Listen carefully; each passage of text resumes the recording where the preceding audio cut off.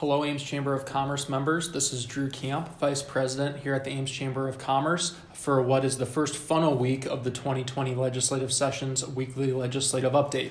What the first funnel week entails is that any bill that is in a House committee or a Senate committee has to pass out of that respective committee by today, otherwise it dies for the legislative session and overall for the 88th General Assembly. There are some exceptions for that, though, whether it's a Ways and Means bill, an appropriation bill, a leadership bill. There are some different pieces that can avoid the funnel requirements, but I am going to go through some of the bills that we've been monitoring and touch on if they're still alive or if they're dead.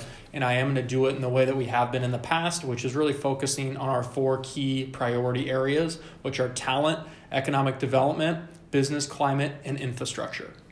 Starting with talent, we're going to talk about Invest in Iowa, and that's the governor's really big proposal for the 1 cent sales tax increase. Also then impacts mental health, it impacts child care, it impacts water quality and recreation and trails, and it also impacts individual income tax and mental health once again on that piece as well.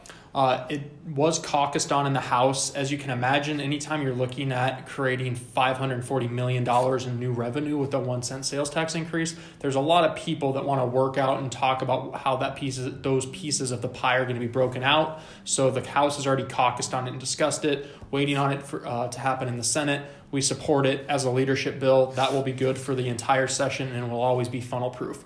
One thing that I did want to talk about was the fact that they are talking about the inclusion of gray infrastructure in the conversation with water quality in there as well. And what gray infrastructure is essentially your wastewater treatment facilities, your sewer facilities, your stormwater, the things that are usually made of concrete, hence gray for the name of the infrastructure. So that's one of the things that we're really looking at getting put in there. That would be a big bonus for our municipal partners and those who are providing those services. So we'll continue to monitor that going forward. Another bill that made it through in the talent piece is part of the Port Authority bill that made it through the funnel. And what that does is it would allow political subdivisions to kind of create port authorities for development. And what that does is it kind of provides them an opportunity to create a different entity for legal purposes, but also to allow them to leverage additional resources through that port authority. We've been supportive of that. We'll continue to move forward with that with our partners at the Chamber Alliance, Iowa Economic Development Authority, and economic developers throughout the state. Universal licensing also made it through the funnel. They are working to kind of fine tune some of that. As you can understand, when you're starting to talk about universal licensing of professions, a lot of them want to make sure that it's done in a reasonable and responsible manner. Think accountants, teachers, medical, things along those lines. So they're really making sure that they're doing it in a wise way, but that does continue to move forward. One plug, I know that the governor in Beth Townsend over at Workforce Development, they are needing individuals who may want to serve on the Workforce Development Board at the state. So please let me know if you may be interested in that. I know we have a lot of members that would be very qualified if serving in that capacity. So do reach out if you have interest in doing that. That's a really important board, as workforce development is one of our top priorities. On the topic of economic development, a couple things I wanted to touch on. The conversation about possibly bringing back an enhanced version of Enhance Iowa or reinvestment districts. That's being talked about within some subcommittees. Actually, our executive director for Iowa Chamber Alliance is going to talk to a committee here in the near future to really highlight some of the large-scale quality of life projects. Think like what's being proposed over at the Iowa State Center. We have a list of those throughout the 18 largest communities in the state as part of the Chamber Alliance. He's going to talk about that and the impact that those would have to hope that we can really move that forward. That'll be something that's funnel-proof as well, just because it fits into those parameters. There was a bill that was brought up about manufactured housing, and I had talked with our manufactured housing providers here in the community during that. It did not make it through the legislative funnel, which was a good thing for those individuals I talked to. But just because it didn't make it through the funnel, there is a possibility that some of those provisions in the bill will get talked about or looked at later in the session via different means. So it's important that we continue to monitor that with our partners in those industries. Another piece as well within the economic development apparatus is rural development. And this is the one that got put in with the angel investor tax credits and seed capital investments at the end of last session. It's now been pulled out.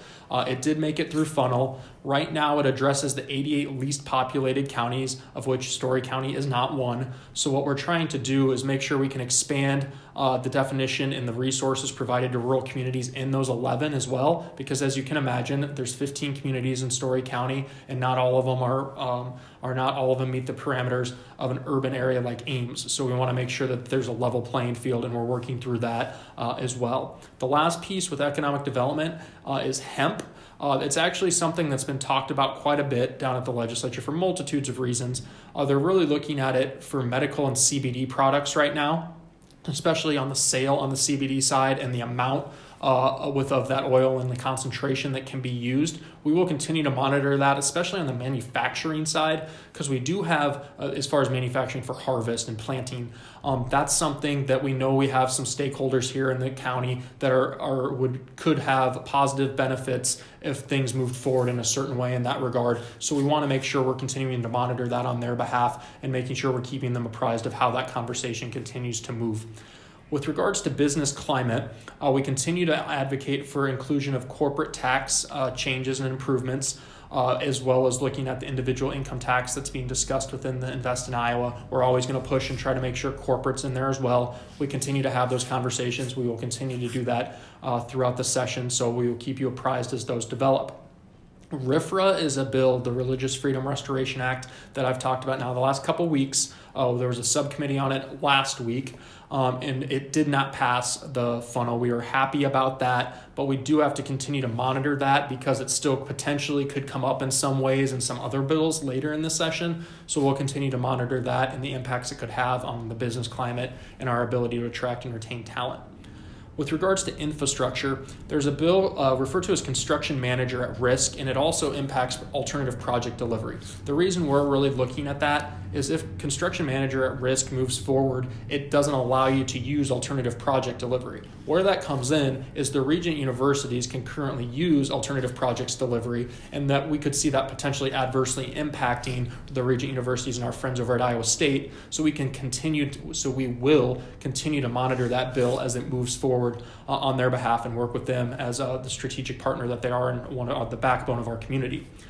There was also a solar bill that continues to move along. It's more on the small scale distribution and make sure there's a level playing field amongst the utility providers utilizing solar. It will require some net metering and the value of solar industry study to be done. We'll continue to work on that and with our partners at the municipal electric department, but also obviously with Alliant Energy, who's a big stakeholder of ours and a big partner of ours. So we'll continue to work with them on that bill as it moves forward. And finally, within infrastructure, Empower Rural Iowa, which was the governor and lieutenant governor's priority bill, one of them last year, that moved forward as well. And what the bill this year really is seeking to do is improve the state's broadband program and ensure a higher percentage of matching grants within that Empower Rural Iowa program are used to deploy broadband infrastructure in underserved areas. That was the key tenet of that, is to provide resources to make that possible. So they're trying to streamline that and really make sure it moves forward. I didn't mention within Talent Future Ready Iowa, that bill did move forward. I know that's something we've talked about a lot, so I did want to make sure I mentioned that bill specifically, especially being that it was funnel week. So with that does conclude my report for this week, February 21st, in the first legislative funnel. Please do come back and watch the video next week. We'll have lots more to talk about, and also do plan on attending the legislative luncheon next Friday from 11:30 to 1 p.m. at the City Church of Ames, Des Moines. Let me know if you have any questions. Thanks, and have a great weekend.